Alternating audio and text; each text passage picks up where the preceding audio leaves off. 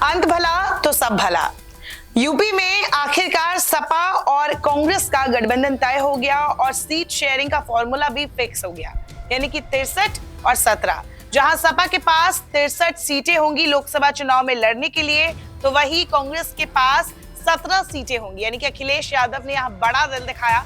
2017 के बाद फाइनली एक बार फिर से कांग्रेस और सपा एक साथ चुनाव लड़ते दिखेंगे। लेकिन इस बीच सवाल ये उठता है कि इनके साथ आने से एनडीए को कितना बड़ा झटका लगेगा, क्या ऐसा संभव है?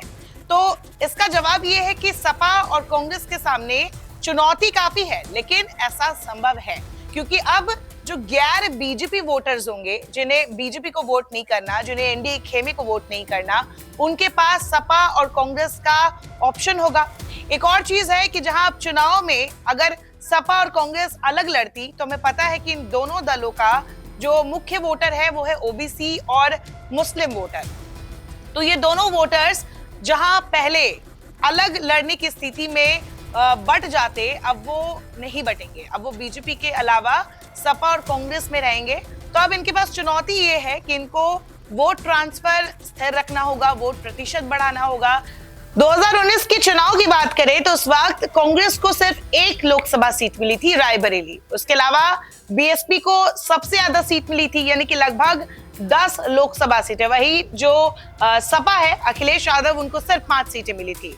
हालांकि बाद में इस बार देखना होगा कि बीएसपी को कितना बड़ा झटका लगता है, क्योंकि बीएसपी इस बार अकेले चुनाव लड़ रही है। वही अब देखा जाए तो आरएलडी जो है वो पहले ही एनडीए में जा चुका है और सपा कांग्रेस एक साथ आ गए हैं। तो इसीलिए एनडीए के सामने कुछ चुनौतियां हैं। सपा मुखिया अखिलेश यादव ने लोकसभा चुनाव के लिए एनडीए बनाम पीडीए यानी कि पिछड़ा, दलित और अल्पसंख्यक का नारा दिया है। सपा लोकसभा चुनाव के लिए इन पर ही दाव लगा रही है। सपा ने अब तक जो 31 उम्मीदवार घोषित किए थे उनमें भी 19 ओबीसी, 6 दलित और 3 मुस्लिम हैं। अखिलेश यादव दावा करते हैं कि पीडीए का वोट बैंक 85% तक बैठता है।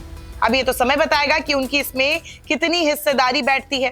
साल 2022 में बिना गठबंधन किए ओबीसी के बूते पार्टी ने अपने विधायकों की संख्या 47 से बढ़ाकर सहयोगियों समेत 125 विधायकों तक पहुंचाई थी। अब चुनौती है कि गठबंधन के बाद सपा अपने सांसदों की संख्या कितनी बढ़ा पाती है। यूपी के चुनाव में 7 साल बाद सपा और कांग्रेस एक साथ आए हैं। साल 2017 के विधानसभा चुनाव में दोनों पार्टियों में गठबंधन हुआ था। उस समय सपा सत्ता में थी। सपा मुखिया अखिलेश यादव ने कांग्रेस को गठबंधन में 105 सीटें दी थी और अपने पास 298 सीटें रखी थी। इस बार कांग्रेस को 80 सीटों में से 21% यानी कि 17 सीटें मिल सकी है। साल 2017 का चुनाव दोनों पार्टियों के लिए अच्छा नहीं था। दोनों पार्टियों का वोट बैंक मिलाकर 28.07 तक ही पहुंच सका था। सपा ने 47 सीटें जीती और उसे वोट 21.82% मिला, लेकिन कांग्रेस को अधिक फायदा नहीं हुआ। वो मात्र 7 सीटें ही जीत पाई थी।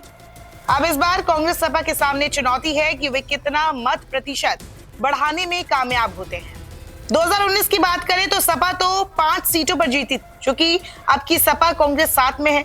इसीलिए मुस्लिम मतों का एक तरफा झुकाव उसकी ओर होने से गठबंधन को तो फायदा हो सकता है, लेकिन बीएसपी के लिए सिर्फ दलित वोट के दम पर किसी भी सीट पर जीत सुनिश्चित करना मुश्किल दिख रहा है, क्योंकि बीजेपी ने भी पिछले काफी वक्त से दलित वोट बैंक को अपने कब्जे में करने की कोशिश की है।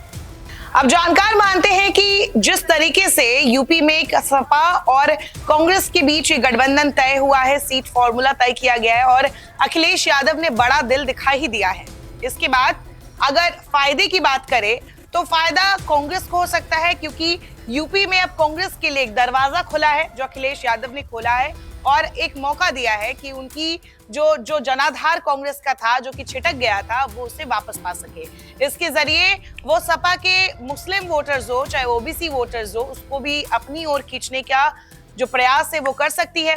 इसके अलावा एनडीए को बड़ा झटका मिल सकता है अगर ये जो प्लानिंग है दोनों गठबंधन दलों की वो पूरी हो सके, अगर दोनों पार्टी एक साथ लड़ सके, चुनाव प्रचार सही हो सके। क्योंकि अगर सीट देखे तो जो कांग्रेस को 17 सीटें मिली है उसमें उनके पास जो सीटें हैं वहां जीतने की इतने आसार नजर नहीं आ रहे हैं। लेकिन फिलहाल अगर देखा जाए तो इस चुनाव से एनडीए को जहां जितने मत मिलने वाले थे एनडीए उम्मीदवार को, अब वो जरूर बटेगा, क्योंकि अब सपा और कांग्रेस जो है वो एक साथ आ गई है, तो अब जो गैर बीजेपी वोटर्स होंगे उनके पास ऑप्शन है और वो गठबंधन को वोट जरूर देंगे। नमस्कार, मैं हूं मानक गुप्ता।